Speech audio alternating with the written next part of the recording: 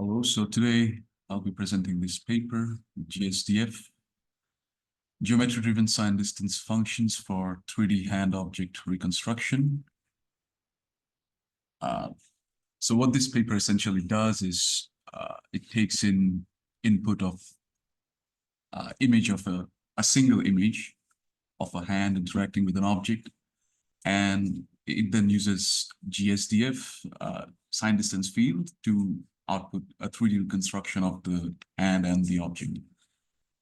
And yeah, here are the contributions of the paper, aligning the SDF shape with its underlying kinematic chains of pose transformations to embed strong pose priors into SDFs, which reduces ambiguities in 3D reconstruction, and extracting geometry-aligned local visual features and enhance the robustness with spatio-temporal context to further reduce the misalignment induced by inaccurate pose estimation. So we'll go into the details of all of this. So yeah, overall, the pipeline takes an image input IT, and then it extracts two types of features, kinematic and visual features, to predict the signed distance for each query point X. So kinematic feature would refer to something like geometric information or the skeletal information of the hand, and visual features correspond more to, let's say, the shape and appearance of the object and the hand. And as for SDF, if you're not familiar with it, you can just think of it as a function that, let's just say, we have a scene and we choose to represent the scene in 3D space. So what SDF does is it takes as an input 3D coordinate as a query, and then it outputs a signed distance. So what signed distance means in this case is the distance of that 3D query point from an object surface. So if the signed distance returned by the function is positive, then it would mean it's outside the surface, and if it's negative, then it would mean it's inside the surface. And a signed distance output of 0 would mean it's perfectly on the surface. So typically, SDF usually just takes X as an input, but in here, they call it more like geometry-aligned SDF, so they take a lot more features as an input besides just the query point. And in this pipeline, they have two different SDF networks, one for the hand and another for the object. So here's the overall pipeline. Here are the two SDFs that they use separately for hand and object. Both of them take as an input the same local visual feature, and before going here, we separately calculate the hand kinematic feature EH and object kinematic feature E0. We'll look into how these are derived. So first, kinematic feature encodes the position of X under the coordinate system of the hand or the object, which can provide strong pose priors. So first, what happens here is the hand pose predictor predicts the joint locations. So here they also follow the structure defined by Mano, the skeletal structure defined by Mano. So there are 21 joints, and hand pose predictor predicts the location of each of those joints. And then they use inverse kinematics to get the rotation and translation for basically the pose parameters for these joints. Inverse kinematics is, if you're not familiar with it, is just an operation where, let's just say, you have the skeletal template of an object in rest pose, and when that object is deformed, using inverse kinematics, you can calculate the pose of the deformed pose. Basically, yeah, pose after the deformation. So here that is represented by the rotation and translation.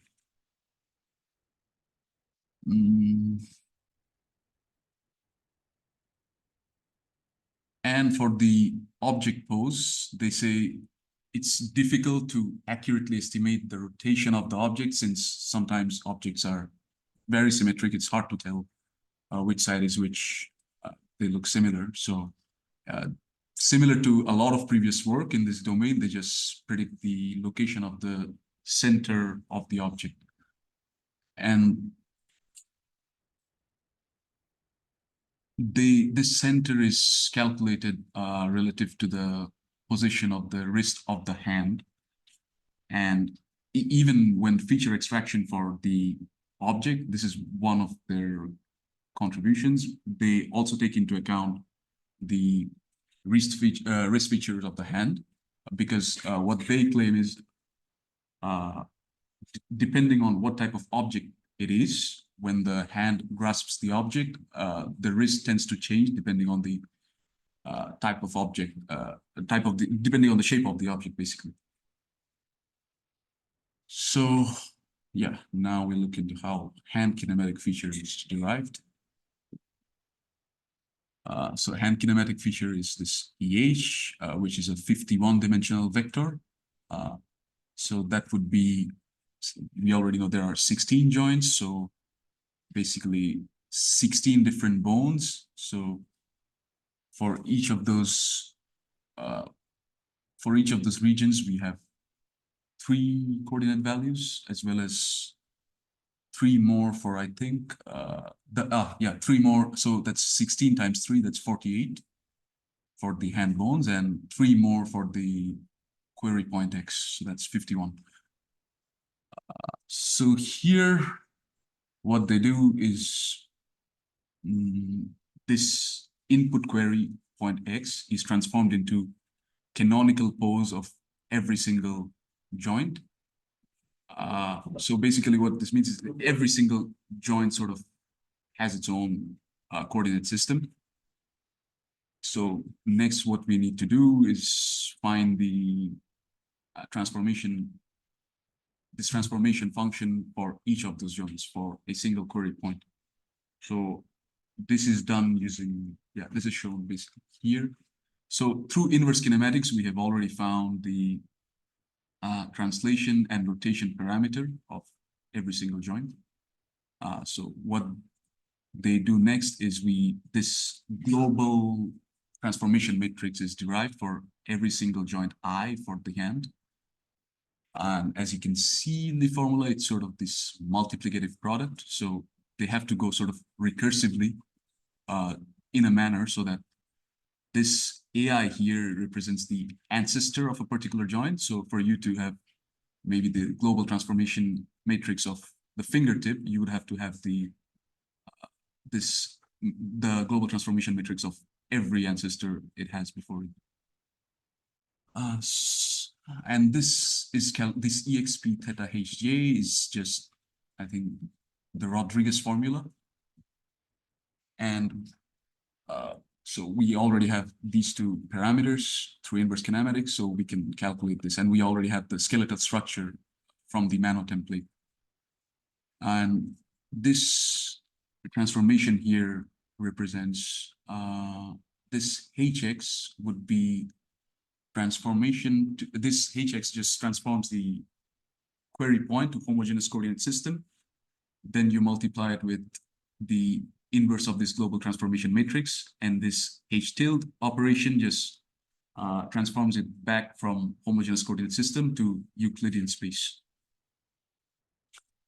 And once you have this for all 16 joints, then you have you just concatenate them together with the 3D query point, and you have the hand kinematic feature vector EH. And now for the object kinematic feature. Here they use estimated object center. This has to be predicted first. And then they use the translation operation to take it to object canonical coordinate frame. So unlike hand, where basically every single joint has its coordinate space, here, in case of object, we only have it for the object center. Yeah, so first they do this translation for the query point, and then given the importance of wrist motion for object grasping, we also transform X into the canonical coordinate system of the hand wrist. And this, I already explained what this operation is like. And this transformation normalizes the orientation and grasping and further simplifies the task for SDF object decoder. So they sort of find the EE object kinematic feature with respect to the joint of the hand as well, and there is also this canonical space representation in wrist coordinate frame, and then wrist coordinate frame of the hand, and then there is this canonical space representation of the object center as well, and then there is the 3D query point in general. These are all concatenated together to get the object kinematic feature. And we now have the object kinematic feature, and previously I showed how the hand kinematic feature is there. Then we just feed it into SDF along with this local visual feature. Then we get the sign distance output. So next we'll look into how this local visual feature is derived. So yeah, so far we covered, I think, this segment and this segment. So now for this part. Assume VTR, which is 16 by 16, the feature map generated from the SDF feature encoder. So I think this is best explained here. So let's say here you use a ResNet feature encoder for the image. Then you get a 16 by 16 times depth of channel maps. And these are fed into the spatial temporal transformer. And this part here is only done actually when the data set has access to video frames. So they take as an input here the frame, the previous frame, and the frame that comes after the input frame, the T-1 and T+1. And they are aggregated together so that this 16 times 16 times D just becomes 16 times 3 here. And then they are fed into the spatial temporal transformer. This is done because in case of blurry objects or in case of fast motion, I mean, the hand is sometimes occluding many regions of the object, which become visible maybe in the later frame or was visible in the previous frame. So it's just integrating those features into their model. That's all. And then the query point is then projected onto this feature map using, basically the way this is done is they use camera intrinsics and extrinsic parameter to determine where in the 2D image this point would be projected, and they locate which part of the feature map associates to that 3D location. And that's how they get the local visual feature. So, and then we have the EV at hand as well. So, and we saw how this hand kinematic feature and object kinematic features are derived. So we have everything we need for the hand SDF decoder and object SDF decoder outputs. So yeah, so these are all covered. So to create basically a full image, what you have to do is take in a lot of query points and get the SDF values, and then using the marching cubes algorithm, you can get mesh representations of both the hands and the objects. And for the image backbone sharing strategy, so they try out 3 different setups where they initially try in single backbone setup. They have just one backbone network for all 3 of these. And then there is symmetric backbone where the hand pose and object pose share backbone, and in asymmetric backbone, object pose and SDF feature share backbone. And in abolition study, they find that usually this asymmetric backbone works the best. Now for training losses, they employ a two-stage training strategy. The first stage is intended for pose learning. So this is just L2 loss on the joint location predictions of the hand. And usually in these kind of the data sets they use in these kind of pipelines, they have the images as well as the 3D mesh representations, the sort of the ground truth mesh representations of both the object and the hand. So we already have this hand joint locations, the ground truth hand joint locations. So this is easy to calculate. And then ordinal loss penalizes cases if the predicted depth order between the I joint and the J joint is misaligned. And this is just to enforce a stronger supervision in terms of depth or geometric structure of the hand. So for two given joints that are connected to each other, if their depth order is misaligned, this applies some additional penalty. And this N here just represents the viewing direction or the normal vector. And for the second stage training, this second stage is intended more towards shape and visual appearance of the hand. For the object pose, yeah, we also know from the, we also have ground truth object center location, so L2 loss on that.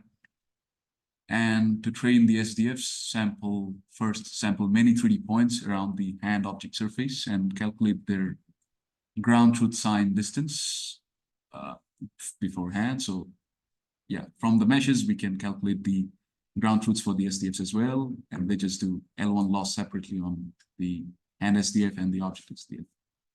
And this is how the overall shape, the second stage training loss function looks like.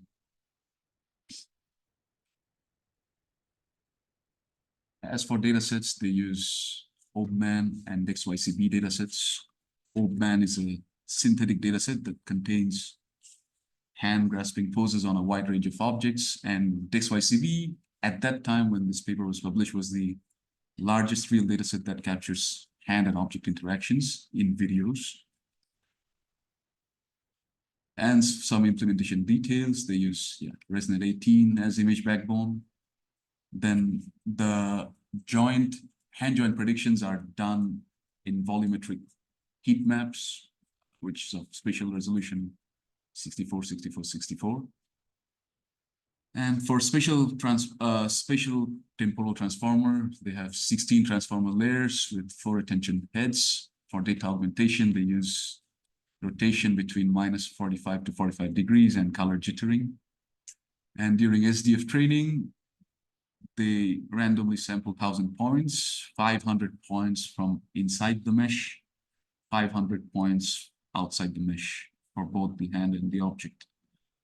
And model is trained with a batch size of 256 for 1,600 epochs. They train using 4 NVIDIA RT3090 GPUs. It takes them 22 hours for DexYCB and 60 hours for Augment.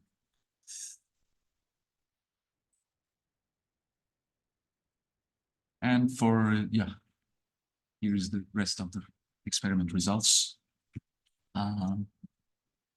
So this is an abolition study on the kinematic features.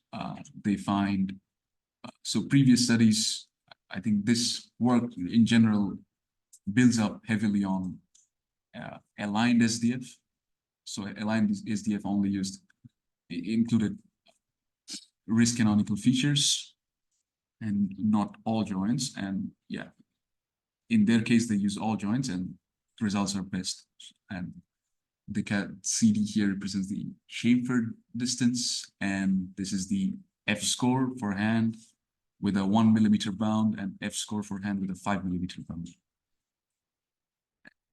And for object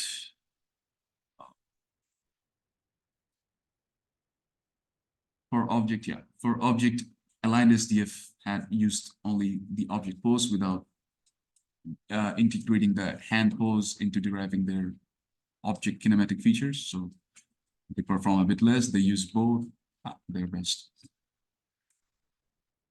And for the transformer part, V4, of course, is their own setup. V3 setup represents a situation where they do not use video data. They just feed in a single frame, no T+1 and T-1. And this is the full setup. Again, they are usually best except for joint erroring for object for some reason. And yeah, this is just simple comparison with previous state-of-the-art methods. This is the aligned SDF, the predecessor to this gSDF. And these are for open and DexYCD separately. And they outperform all the previous state-of-the-art methods. And yeah, these are some quality results. I think the top ones are from the Open dataset. And this is the input image and the reconstruction, 3D reconstruction. And the bottom ones are from the DexYCD dataset. So that's it from me. Thank you for listening.